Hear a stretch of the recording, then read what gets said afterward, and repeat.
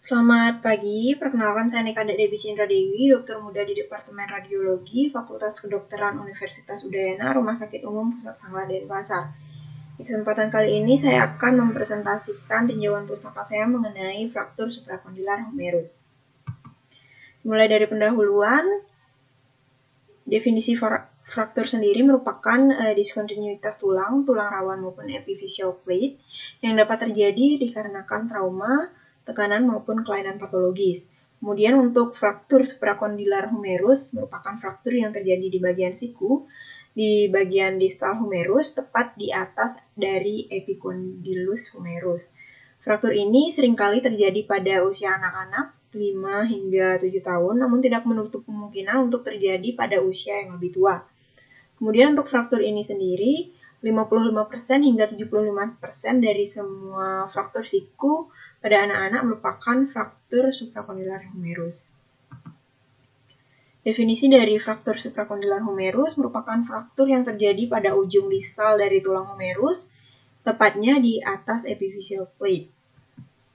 Untuk epidemiologi, fraktur suprakondilar humerus ini meliputi 55 hingga 75% dari semua fraktur siku yang terjadi. Kemudian, fraktur ini sering kali terjadi pada usia anak-anak, yaitu pada usia 5 hingga 7 tahun, dengan perbandingan terjadi lebih banyak terjadi pada pria dibandingkan dengan wanita dengan perbandingan 3:2. Fraktur suprakondilar humerus ini juga sering terjadi pada sisi yang tidak dominan, di mana seringkali terjadi pada siku bagian kiri.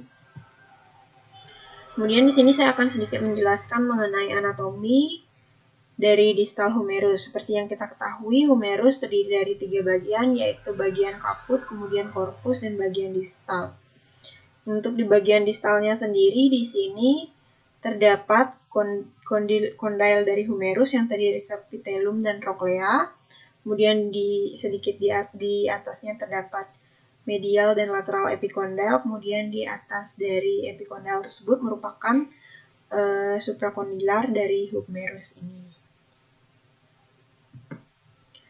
Untuk terjadinya fraktur suprakondilar humerus ini dapat didasarkan dari adanya injuri yang terjadi. Nah, untuk injurinya tersebut terdapat 2 tipe mekanisme cedera yang mendasari terjadinya fraktur suprakondilar humerus tersebut. Ada tipe ekstensi dan juga tipe fleksi.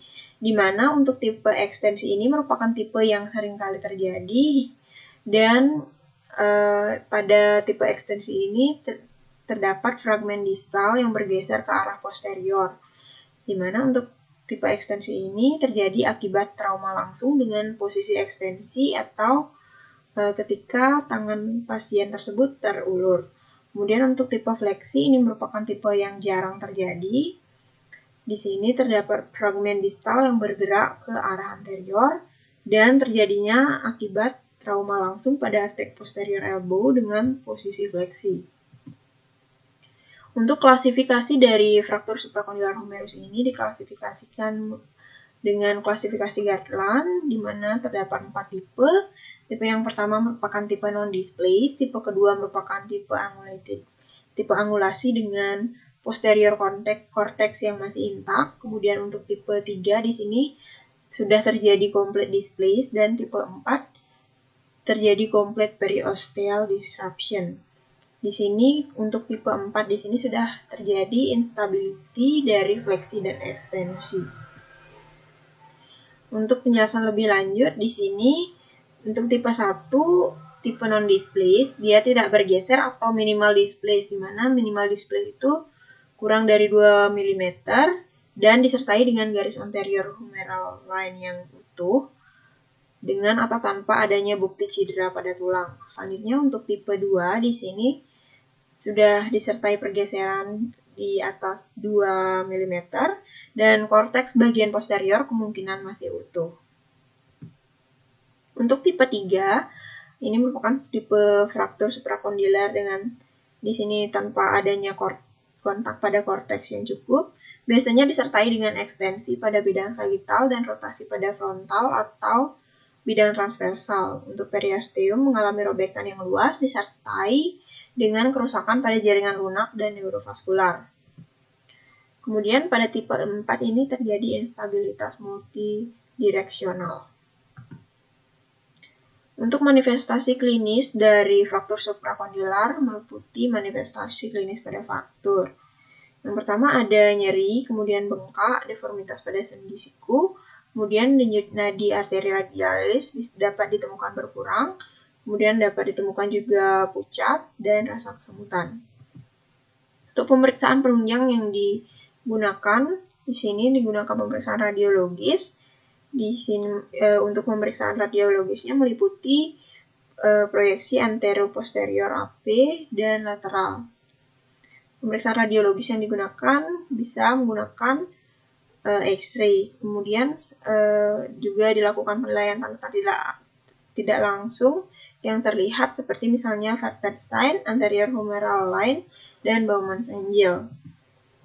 Untuk Verpet sign merupakan terdapat peninggian pada anterior dan posterior Verpet sign. Ini dikarenakan terjadinya efusi sendi dan muncul sebagai segitiga lusen pada proyeksi lateral. Ini merupakan contoh dari Verpet sign yang mungkin terjadi pada fraktur suprakondilar humerus. Selanjutnya, dengan menilai anterior humeral line. Anterior humeral line merupakan garis yang ditarik sepanjang korteks anterior humerus distal dalam tampilan lateral, di mana normalnya untuk anterior humeral line ini melewati sepertiga tengah dari kapitulum. Ini merupakan contoh anterior humeral line yang abnormal, di mana di sini untuk anterior humeral line-nya pada bagian yang abnormal tidak terletak di sepertiga tengah dari kapitulum. Terlihat pergeseran ke arah posterior. Kemudian dinilai juga Bowman's angle-nya. Bowman's angle ini merupakan sudut antara garis sejajar sumbulobintudinal humerus dan garis sepanjang epifisial lateral, di mana normalnya di sini nilainya adalah 70 hingga 75 derajat. Untuk penata laksanaan dari fraktur suprakondilar humerus ini terdiri dari reposisi tertutup dan reposisi terbuka. Untuk reposisi tertutup di sini dapat digunakan spleen, di mana spleennya ini diposisikan 20 hingga 40 derajat dalam posisi fleksi. Kemudian untuk reposisi terbuka dilakukan open reduction dan internal fixation. Indikasi operatif dari fraktur suprakondilar humerus ini adalah apabila terjadi kelumpuhan saraf setelah reduksi, kemudian apabila fraktur yang tidak membaik dengan reposisi tertutup, serta pada fraktur dengan gangguan vaskuler.